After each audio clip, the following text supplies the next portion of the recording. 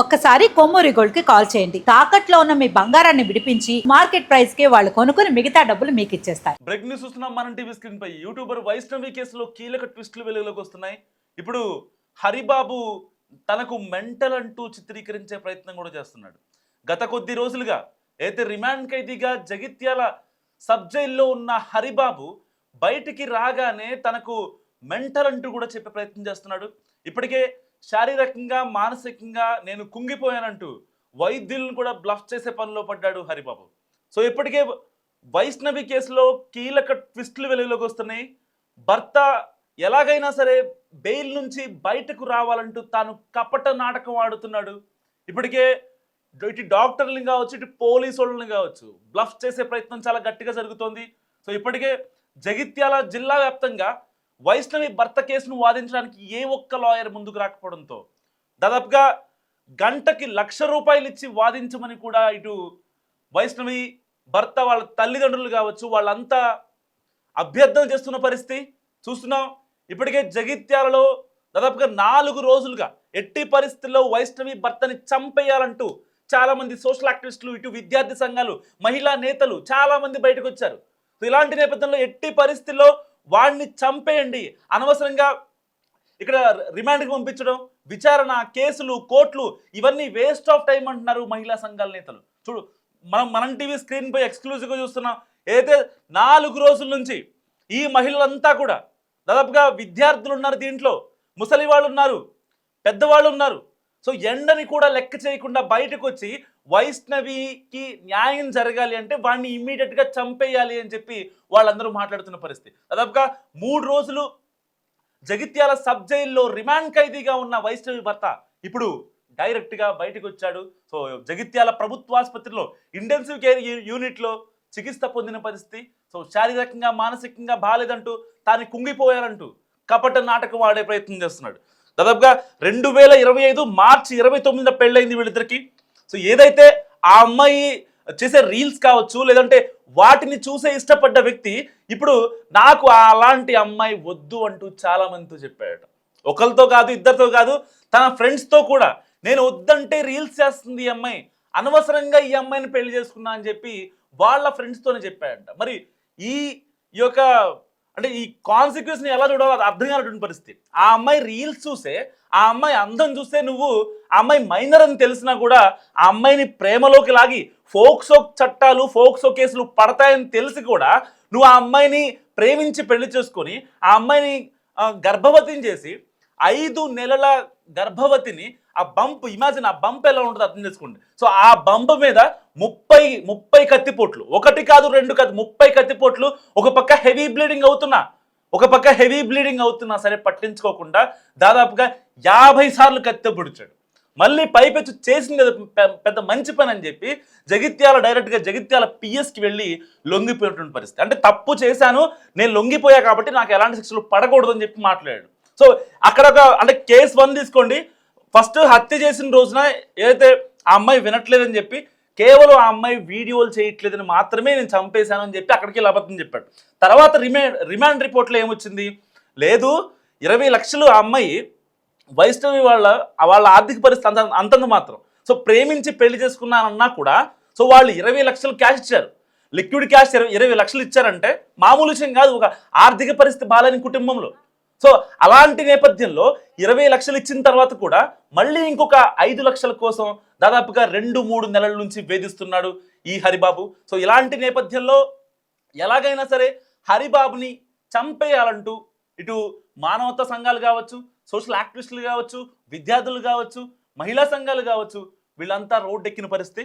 So ఏదైనప్పటికీ ఇటు YouTuber Vaishnavi కేసులో కీలక ట్విస్టులు వెలుగులోకి వస్తున్నాయి. ఇప్పటిదాకా సబ్ జైల్లో రిమాండ్ ఖైదీగా ఉన్న ఆమె భర్త కాస్తంత అస్వస్థతకు లోనయ్యాడు.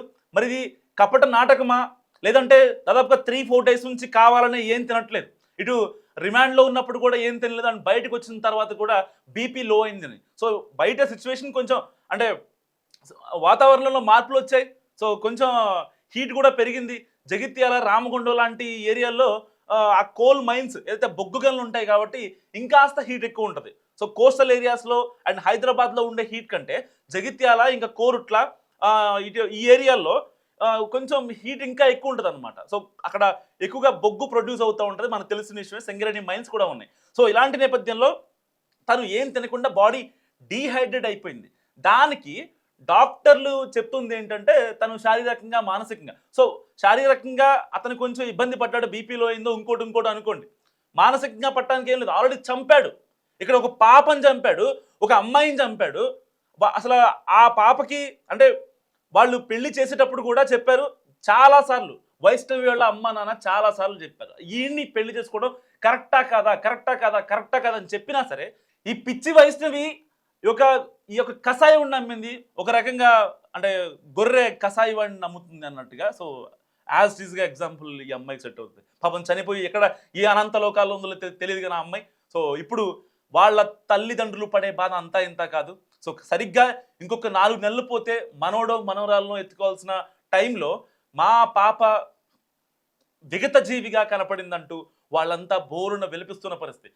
దాదాపుగా 5 రోజులు అవుతుంది ఈ కేసు.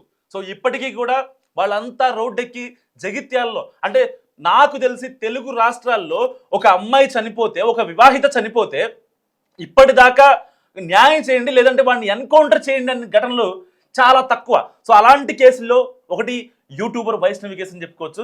సో ఇటు సమాజానికి ఒక మెసేజ్ ఇవ్వాలి, మరొక వైష్ణవి భర్త రాకూడదు అని చెప్పి చాలా గట్టిగా ఈ యొక్క హరిబాబుని టార్గెట్ చేస్తున్న పరిస్థితి.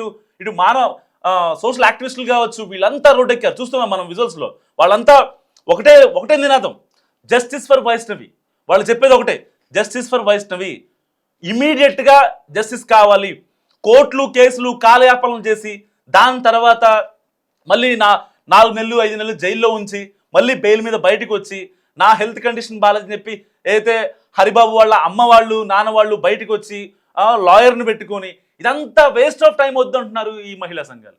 సో నిజంగా వేస్ట్ ఆఫ్ టైం ఉండాలా వద్దా? ఎందుకంటే వన్స్ పోలీస్ స్టేషన్లో ఎఫ్ఐఆర్ అయిన తర్వాత సో దానికి ఛార్జ్ షీట్ కావచ్చు, లీగల్ ప్రొసీడింగ్స్ కావచ్చు, కాస్తంత లేట్ అయ్యే అవకాశం ఉంది. నిజంగా హరిబాబుని ఎన్కౌంటర్ చేయాలా? మస్తుగా కామెంట్ చేసే ప్రయత్నం చేయండి.